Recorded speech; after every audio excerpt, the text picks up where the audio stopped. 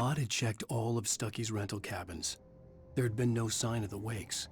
It was dark when he'd found their car parked at the end of the road by Cauldron Lake. It made no sense. They must have taken a wrong turn, but there was no sign of them, and the car had been there for hours already. Frustrated, Mott stood on the rotten ruin of the footbridge that had once led to Diver's Isle before it sank beneath the waves years ago.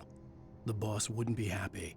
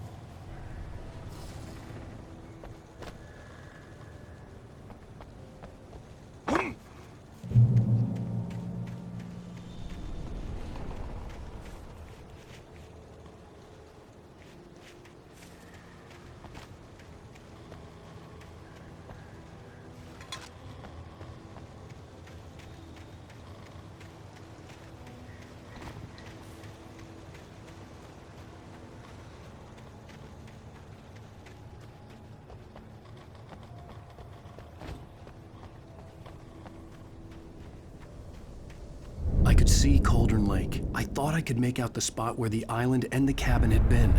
There was a light near it. It had to be a boat.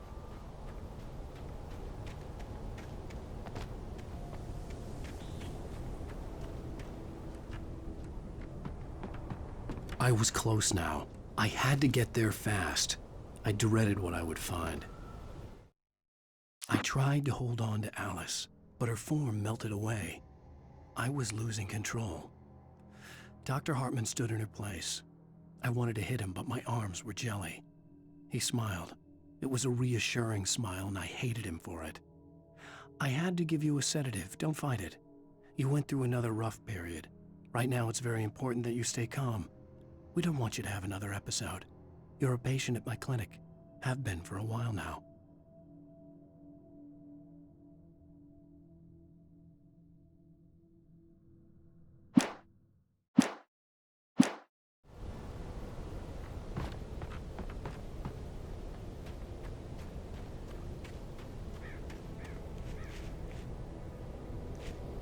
Wait! Are you? Wait! Hey, I'm here! I'm coming! No! Get away! I'm sorry. Please, late.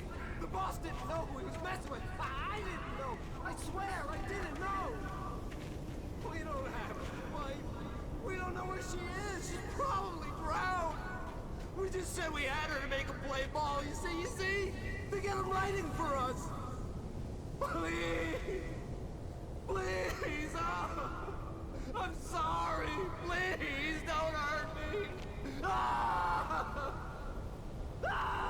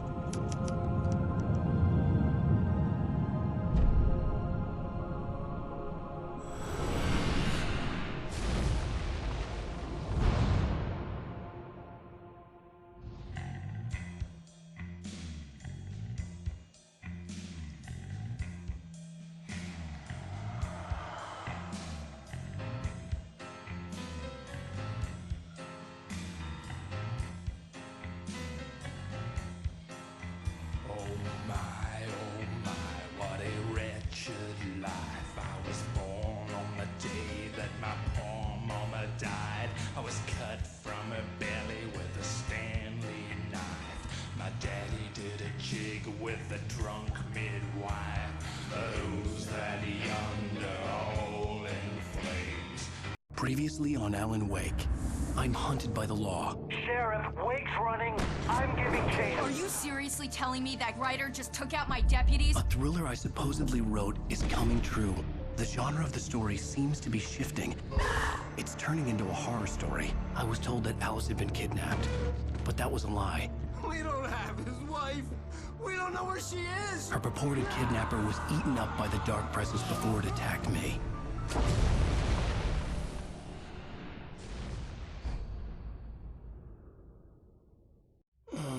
Alan, shh, baby. It was just a nightmare. Alice, I fell. I had to give you a sedative. Don't fight it. You went through another rough period. What? Right now, it's very important that you stay calm. We don't want you to have another episode. You're a patient at my clinic. Have been for a while now. The shock of your wife's death triggered a mental illness. No, you're lying. You're suffering from various symptoms of undifferentiated schizophrenia. Bastard. It's okay, Alan. Just let go.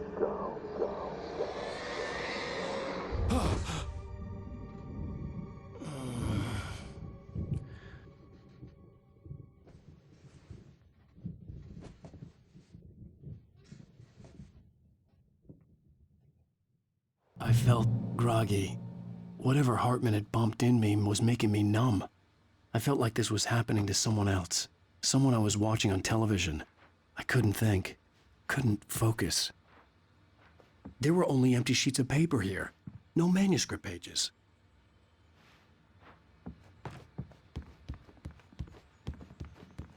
The door was locked. I was a prisoner here.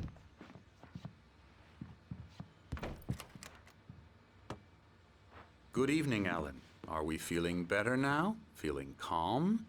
Yeah. I see you brought your pet gorilla with you. So sure, I'm calm. I get the message. Loud and clear. Why, right. That's the spirit. You're being very brave, Alan. I understand you're confused. I would be more concerned if you weren't suspicious of me. I don't blame you for it. Big of you. Now, why don't you come with me? We'll reacquaint you with my clinic and go over everything you might have forgotten. Little walk and some fresh air? Yes, it will do you good. This corridor is for patients. Most of them aren't here right now. Jack took them out for a fishing trip, except for the ones who are particularly vulnerable, of course.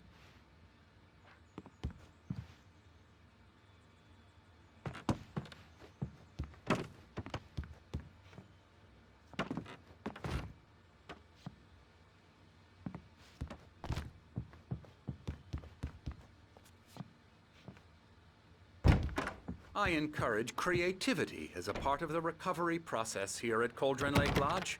I specialize in treating artists. I bet you do. Splendid, Alan. I honestly believe we can get this thing under control if we work together. This way, Alan.